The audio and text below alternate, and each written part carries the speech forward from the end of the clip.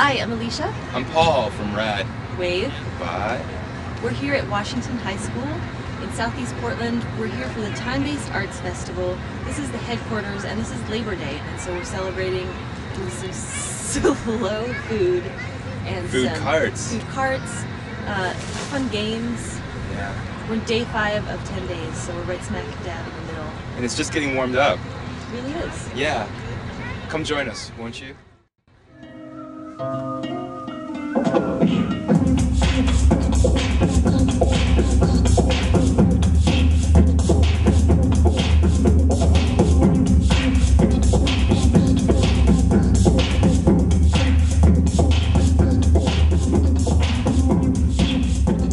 Here we are on the greens of the works, and you're watching One Chair. And we're here With Amanda Peden.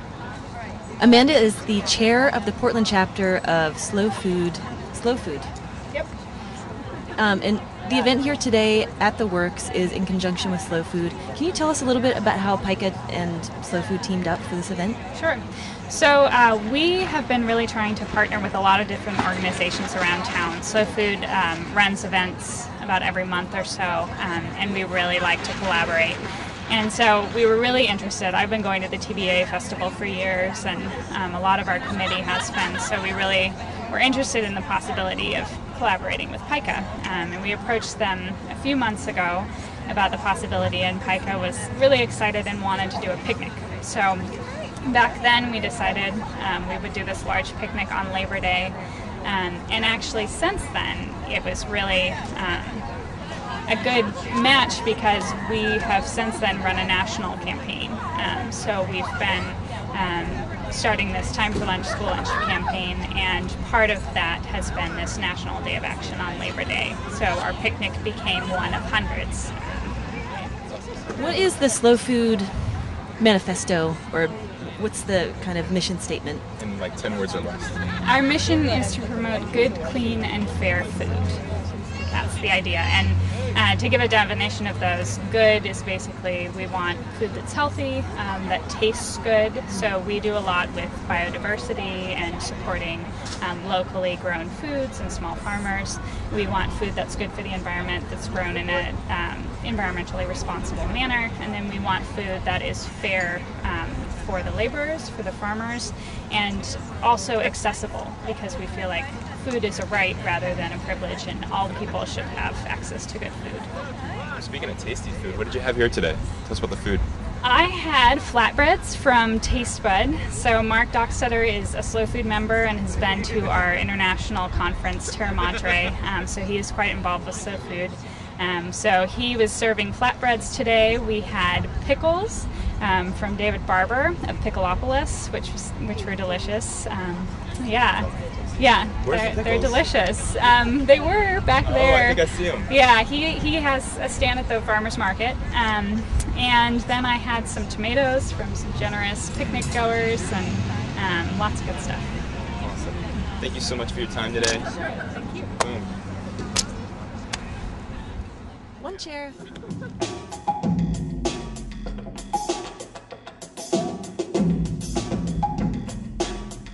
You know what TBA stands for? Time-based fart.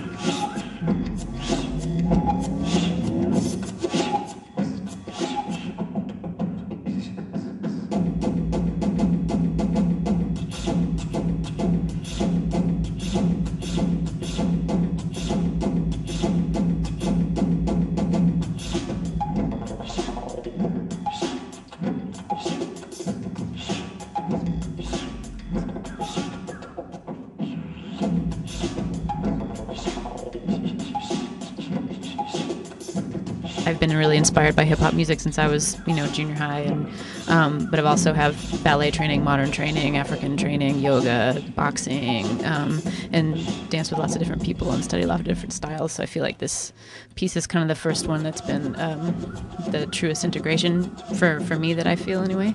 So you wouldn't be able to watch it and be like, oh, that's the hip hop part, or oh, that's the modern part. It's all kind of the vocabulary is very distinct in that way. Music-wise, I've been trained classically, been trained in jazz, et cetera, but this is largely just kind of club music. It's a mixture of live and pre-recorded stuff where I play the cajon, which is a sort of a box drum, as well as beatboxing, and Amy and I sing a song over a bunch of kind of club-style mixes that I've created as well.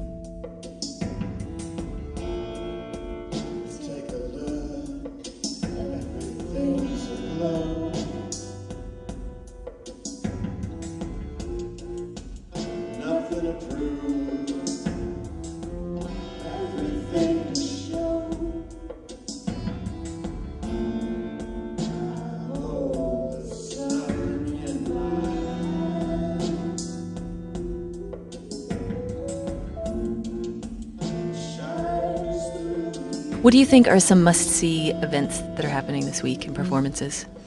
Well, we just had a lot of our international companies arrive in town today, and they're getting ready for some great shows. One is called Small Metal Objects by a company called Back to Back Theatre from Australia, and that's going to be a great show. It takes place in a public setting. In our case, it'll be at Pioneer Courthouse Square. And as an audience member, you'll come to the square, sit on the steps, you'll be given some headphones, and you're hearing the soundtrack and the text of the piece in the headphones. Looking out on the square, it takes you maybe 15 or 20 minutes to discern who's doing the talking, because the play just unfolds in a public setting. There's 4 actors out there, but you don't know who they are. And when it unfolds, you're watching this intense private drama happening in a public sphere. And also, all of those people who are walking around in the square are going to be watching you, because you're the real spectacle there. Is the 160 people that are just sitting on the steps with their headphones, laughing at the same time, reacting to the same things, and the audience, the general public doesn't know what's going on because you're the only ones who are hearing it. That sounds really cool. I would not really miss that cool. show. Yeah. Really excited to see that. Yeah. Another one we have who arrived today, Pan Theatre from Ireland. Their show is called The Crumb Trail, and it's a deconstructed Hansel and Gretel that's in a current age. And the title The Crumb Trail has to do with the crumbs of Hansel and Gretel going into the forest, and also in the internet age, the cookies that we leave on the internet. It has a lot to do with the kind of parents abandoning their children and internet predators, and it's kind of a scary and thrilling and fun show. It has, actually, with Russian disco, I think it has a little bit of a connection there, because they do mine some of the YouTube memes that are going around and kind of recreate some of those things as part of the show. And actually, you can, if you just search The Crumb Trail or Pan Theatre, you can see a lot of the content of their show is up on YouTube. Miguel Gutierrez, he's also performing at the Works on Wednesday? Yeah, Wednesday night. Miguel, we heard about this piece because I've followed Miguel's work for a long time as an artist, and I read that he was doing this fun workshop called Deep Aerobics, which is death electric emo protest aerobics. And I just felt this show has to come to Portland. We're just going to get great people to come to this show. So it's kind of an aerobics lesson, but it's also just an outlet for all of your pent-up political energy and aggression. And he encourages people to come in costume and sweat and just be ridiculous. And it's kind of, I think, this reaction that you can have to just the world and how fucked up it is, and what else are you going to do? Just like have this crazy dance party, just put on your leotard and just dance and sweat. And that's kind of his response to the ridiculousness of the state of the world. That's Alicia's religion. Yeah, so it is. that's awesome. Yeah. We're going to have to check that out. And we'll be here for that tomorrow night. Dress up. I want to see your outfits. Oh, I've got a lot of them. I'm going to have to borrow some from her, but I'll slide into them.